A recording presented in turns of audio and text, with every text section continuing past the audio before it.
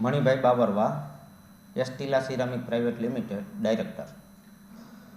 આ બાબતમાં bogus ઈ-વે bill કૌભાંડમાં એવું છે કે આશરે એકાદ મહિના પહેલાં કોઈ સુરતની મારુતિ એન્ટરપ્રાઇઝ કરીને સિરામિક ટાઇલ્સ ટ્રેડિંગ ફર્મ છે, એ રિસીવર તરીકે મારુતિ એન્ટરપ્રાઇઝના નામનો ઉપયોગ કરીને આશરે 500 જેવા ઈ-વે બિલ જનરેટ કરી અને 24 કલાકની અંદર રદ કરી નાખવામાં આવેલા. એવું મારુતિ એન્ટરપ્રાઇઝને ધ્યાને આવતા મારુતિ એન્ટરપ્રાઇઝે મોરબી સિરામિક એસોસિએશનનો કોન્ટેક્ટ કર્યો કે ભાઈ મોરબીની અલગ અલગ 60થી 70 ઇન્ડસ્ટ્રીઝમાંથી અમારી ફર્મના નામે ઈ-વે બિલ જનરેટ કરવામાં આવ્યા છે, તો તમે આ મુદ્દે યોગ્ય તપાસ કરો. અને આ બાબતમાં એસોસિએશન અને ઇન્ડસ્ટ્રીઝ ઊંડી ઉતરતા આ એક કૌભાંડ છે અને ઇન્ડસ્ટ્રીઝ અને મારુતિ એન્ટરપ્રાઇઝ બે કસૂર છે એવું અમને પ્રાથમિક નજરે લાગે. મોરબીની આશરે જે અમારી પાસે મારુતિ એન્ટરપ્રાઇઝે અમને લિસ્ટ મોકલ્યું છે એ જોતાં 60થી 70 કંપનીના નામનો દુરુપયોગ કરવામાં આવેલો છે. અને આ જનરલ પ્રાથમિક જોતાં એવું લાગે છે કે જીએસટીના પોર્ટલ ઉપરથી ઈ-વે બિલના પોર્ટલના અંદર 3 ઓપ્શન હોય છે ઈ-વે બિલ જનરેટ કરવા માટે: સપ્લાયર્સ, ટ્રાન્સપોર્ટર્સ એન્ડ અધર્સ. આ લોકોએ અધર ઓપ્શનમાં જઈને જે તે મોરબીની ફેક્ટરીના સપ્લાયર તરીકે જીએસટી નંબર યુઝ કરેલા છે, રિસીવર તરીકે મારુતિ એન્ટરપ્રાઇઝના યુઝ કરેલા છે. અને ઈ-વે બિલ અમે અમારા પોર્ટલ ઉપર ચકાસતા એમાં કોઈ મહાદેવ એન્ટરપ્રાઇઝ કરીને ફર્મ છે જેને આ ઈ-વે બિલ જનરેટ કર્યા હોય એવું અમારા ડેટાબેઝ ઉપરથી અમને જણાય છે.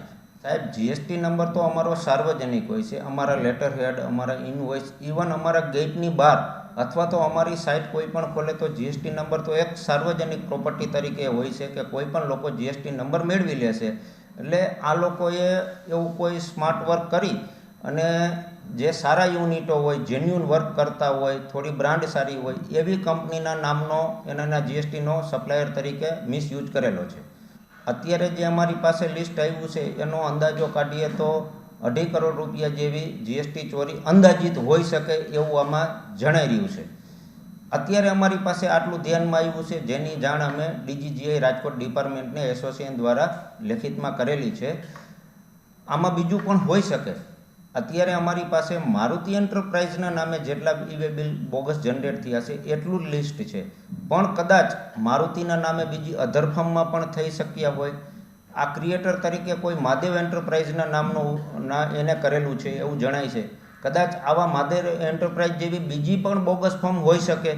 તો આ મુદ્દે ડિપાર્ટમેન્ટ યોગ્ય તપાસ કરે અને સાચી દિશામાં આગળ વધે, જેથી સાચા ટેક્સ પેયર, સારી રીતે કામ કરતી ઇન્ડસ્ટ્રીઝને અને સારા વેપારીઓને પ્રોટેક્શન મળે.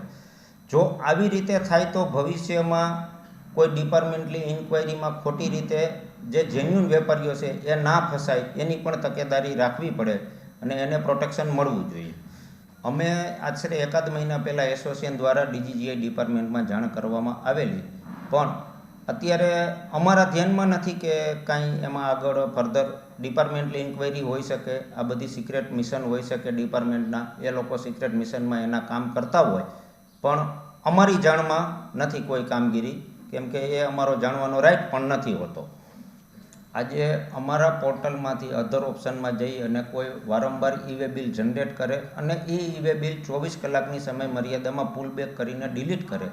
જો આવું કોઈ એક ઇન્ડસ્ટ્રીઝ ઉપર કે એક જીએસટી નંબર ઉપર વારંવાર થતું હોય તો ચોક્કસ જીએસટી પોર્ટલ કે ડિપાર્ટમેન્ટલી એની ઉપર ઇન્ક્વાયરીઓ આવતી હોય, એની તપાસ થતી હોય, ડિપાર્ટમેન્ટ પણ એક્ટિવ હોય. તો આવું કોઈ અધર વ્યક્તિ કરે અને કોઈ સાચા વ્યક્તિઓ એનું પનિશમેન્ટ ના થાય એટલા માટે આ તકેદારી રાખવી ખાસ જરૂરી છે. હવે આમાં પ્રાથમિક રીતે જોતાં તો એવું લાગે છે કે આ માલ અહીંથી કોઈ એક સ્કેન્ડલના રૂપમાં ભરવામાં આવ્યો હોય અને એ સ્કેન્ડલને પૂરું પાડવા માટે આ બધા બિલો બનાવવામાં આવ્યા હોય એવું લાગે છે. તો એ માલ જનરલી પ્રાથમિક રીતે વિચારીએ તો એ રૂટમાં કોઈ પણ સેન્ટરમાં ખાલી થતો હોય કે ગમે ત્યાંથી એ ઇનવોઇસ વગરનો કે ખોટી રીતનો માલની હેરાફેરી થતી હોય અને એ હેરાફેરી કરવા માટે આ ઈ-વે બિલ ખોટા જનરેટ કરી અને મિસયુઝ થતો હોય એવું અમારું ઇન્ડસ્ટ્રીઝનું પ્રાથમિક રીતે જાણવું છે. આ સુરત સુધીનું ઈ-વે બિલ તો અત્યારે આ લોકો આવી રીતે જનરેટ કરી અને ડિલીટ કરી નાખે છે 24 કલાકમાં. મે બી પોસિબલ, કદાચ અહીંયાથી આગળ આ લોકોએ કૌભાંડ હજી વધારે કરવું હોય તો અધર ઓપ્શનમાં જઈએ અને પાછું ત્યાંથી રિસીવરમાં અને સપ્લાયરના બીજા નામનો ઉપયોગ કરીને પણ વે બિલ જનરેટ થઈ શકતા હોય, પણ એ બધો ડિપાર્ટમેન્ટનો વિષય છે. ઇન્ડસ્ટ્રીઝ વતી હું સરકાર અને ડિપાર્ટમેન્ટને ખાસ વિનંતી કરું છું કે આવા જે જીએસટી પોર્ટલ કે આપણા વેબિલના પોર્ટલનો મિસયુઝ કરી અને જે સ્માર્ટ વર્ક કરી અને કૌભાંડ આચરતા હોય એની ઉપર કડક હાથે પગલાં લેવા જોઈએ અને સાચી રીતે ટેક્સ પેયર હોય કે સાચું કામ જે કરતા હોય અને કોઈના નામનો મિસયુઝ થતો હોય તો એ અટકાવવો જોઈએ અને એને પ્રોટેક્શન આપવું જોઈએ એવી સરકાર અને ડિપાર્ટમેન્ટશ્રીને અમારી વિનંતી છે. છેલ્લા એક મહિનામાં એક મહાદેવ એન્ટરપ્રાઇઝ નામની પેઢી સુરતમાં છે, જેમને અહીંથી મોરબી સિરેમિક ઇન્ડસ્ટ્રીના મેન્યુફેક્ચરોના અમુક કંપનીઓના 402 ઈ-વે બિલ જનરેટ કરેલ અને મટીરિયલ જે તે સેન્ટરમાં પહોંચી જાય પછી એમને કેન્સલ કરી નાખેલ, જેથી આમાં જે કોઈ ઉદ્યોગકાર છે એમને ધ્યાનમાં પણ ના આવે અને એમના નામે ખોટી પેલા જીએસટી ચોરી કરી જાય છે. આવું એક ટ્રાન્સપોર્ટવાળો પણ સાથે સામેલ છે મોરબીમાં. આવા કજારિયા સિરામિક્સ છે, મારું સેગમ ટાઇલ્સ છે, એસ્ટા છે, ફેવરિટ છે, ઘણી બધી કંપનીઓના રામેશ છે, 402 એ લોકોએ જનરેટ કર્યા છે અને મોટું જીએસટી કૌભાંડ આચર્યું છે.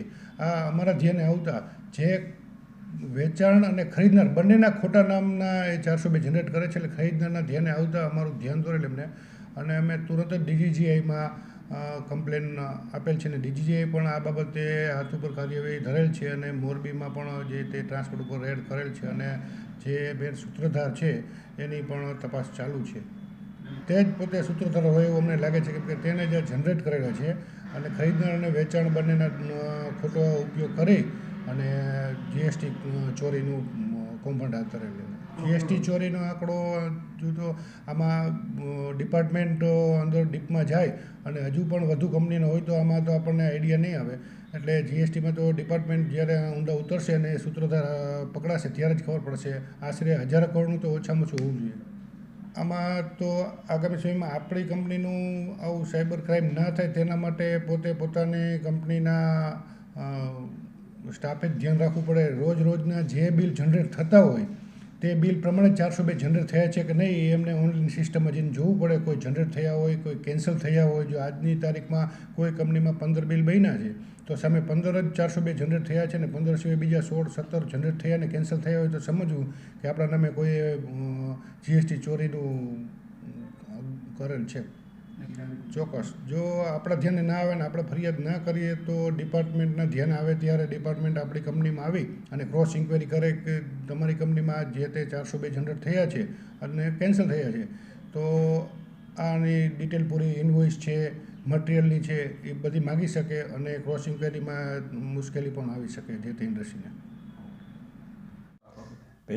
આ અમારા કોઈ હજી ધ્યાને આવ્યું નથી. આવે તો એના માટે જે કાંઈ કરવું પડે એ કરવા માટે તૈયાર છે, કારણ કે આનો જે સાચો નિકાલ ત્યાં આવશે જે ગાડી નંબર અને ગાડી નંબર જે અમને જનરેટ કરશે તો જ એના માટે જે કાંઈ થાય ખરાબ. એક હંધાઈથી મોટી સરકારશ્રીને ખબર છે, બધીને ખબર કે રાજસ્થાનનો પ્રકાશ બિશ્નોઈ કરીને છે એનું 40 ગાડીનું કૌભાંડ DDI-વાળા આવ્યા હતા અને એને કીધું આ છે એ ખોટા અહીંયા ટીમડી પાટિયાનું એડ્રેસ દીધું હતું, પાછું આગળ અશ્વમેઘથી આગળ એડ્રેસ એનો પ્રશ્ન આવ્યો હતો ને અમે સાહેબને એ બધા જઈને એની જે ઠેકાણે હતી અહીંયા જઈ આવ્યા પણ અહીંયા કોઈ છે નહીં હાજર.